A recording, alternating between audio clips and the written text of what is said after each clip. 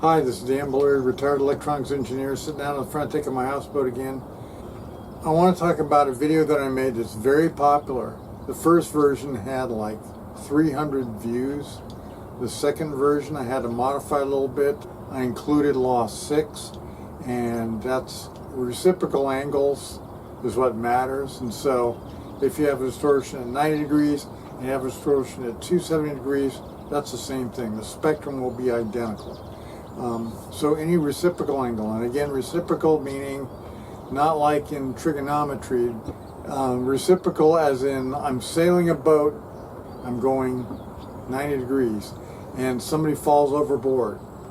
Now I have a friend who's a sailor, and he says there's this real complicated method for going back and getting him. No. You look at the compass. Which way am I heading? If I'm heading 90 degrees, you turn the boat around 180 and you'll find him. So that would be 270 degrees. So if you head 270 degrees, you'll find him. If you go any other direction, you'll never find him. So that's the reciprocal. So 180 degrees away. Now, in that very popular video, I did this really cool thing where I clipped a sine wave on the top and on the bottom, and I did it using the applicos, which is a real tester, and I clipped a sine wave by pushing the waveform above the input of the ADC, causing it to clip, and I did it at like +1 volt, pretty close. And then I also did it on the negative side, -1 volt, and you would expect that, you know, if there's any accuracy in there, they would clip at exactly the same point. Well, it turned out the applicos is extremely accurate, extremely. I can vouch for that. But the ADC, sorry analog devices, it was 4 millivolts off between the positive and the negative. So that's acceptable, that's allowable. I mean, unless you're doing a 24-bit A to D, I mean, 4 millivolts is not that big a deal. The positive P clipping spectrum and the negative P clipping spectrum were very slightly different, and they should be identical. In fact, I've showed you a number of videos where the only difference between a positive peak distortion and a negative peak distortion is that the even harmonics are out of phase 180 degrees. 180 degrees. So you can't tell by looking at the amplitude, at the magnitude of the spectrum, looking at the actual voltages, where the distortion is, whether it's on the positive peak or negative peak. The only way to know is to look at the phases of the even harmonics. That's the only way. And I did a video on that. It was brilliant. It was wonderful. But I showed you that the negative peak clipping was at 242.8473539 degrees.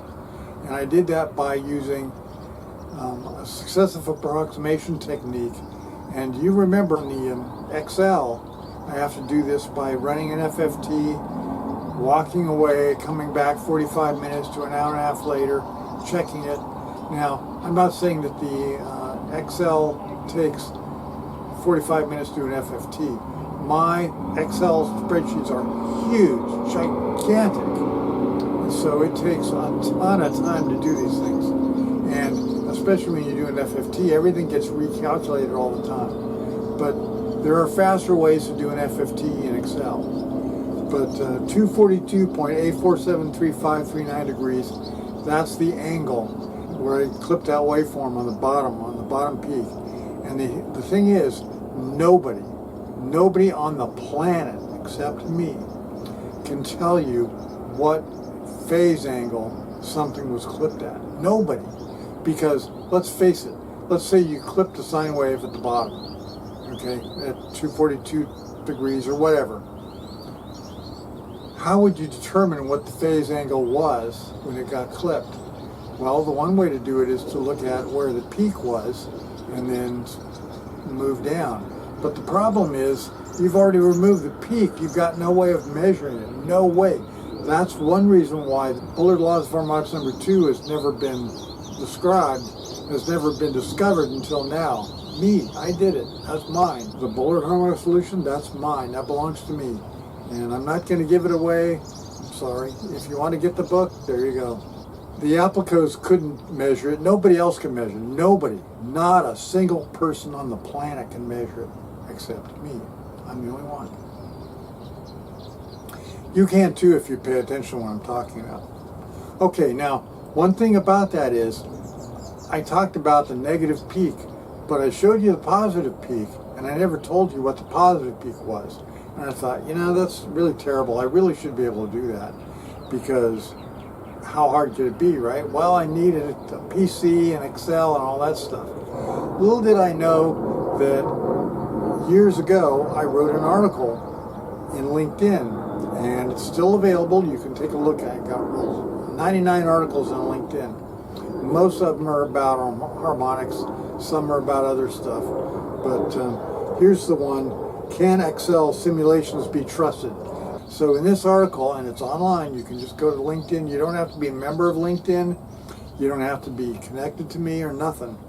Here it is showing the positive peak clipping. And I measured the positive peak clipping with the same technique. I used the iterative process to try clipping a waveform at various angles until I got a spectrum that looked good, that looked like a match. And I'm only looking at the first 20 harmonics or so. The thing that shows you the difference is that if the 9th and 10th harmonic are equal, that's the positive peak. If the 9th and 10th harmonic are not equal, that's the negative peak. So the negative peak was clipping at 242.8473539 degrees. I've got that one memorized. The positive peak, where was the positive peak clipping? Well, in this article, I talked about how I iteratively tried a bunch of different values and eventually found one that was a good match, and that was at 62.6464513 degrees. Now you say 242.8473539 degrees and 62.6464513 degrees, those aren't equal. No, they're reciprocal, or very close to being reciprocal. And so if we convert 242.8473539 degrees to the reciprocal angle, that would be 62.8473539 degrees. And so they're off by, get this, 0.2 of a degree.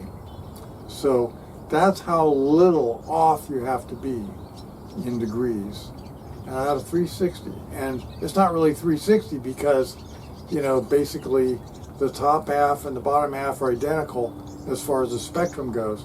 So it's like, it's incredible. So that was the difference. And remember, that was due to that 4 millivolt offset in the analog devices ADC. The Applicos measured that 4 millivolt offset, and I measured it also in my video. So they're off by 200 millidegrees. So given the fact that nobody in the world can measure the clipping angle, I can measure it. I'm the only person on the planet that can measure it. And you can too if you like follow my lead. But nobody can really measure that with an instrument of any kind, even Applicos, even, you know, a Teradyne, nobody can do it. 242.8473539 degrees, the reciprocal is 62.8473539 degrees, and the positive peak was clipping at 62.6464513 degrees, 200 millidegrees different. So 200 millidegrees is all it takes.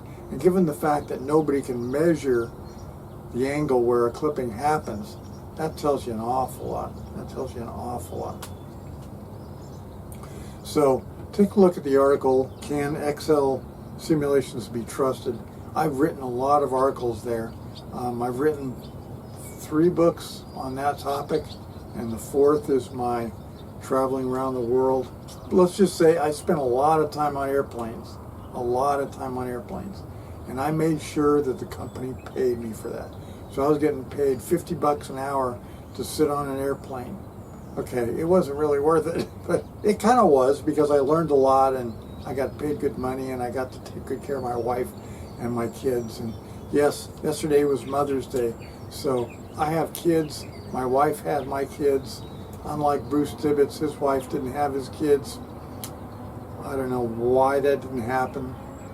Anyway, so once again, from the river, this is Dan Bullard. See ya.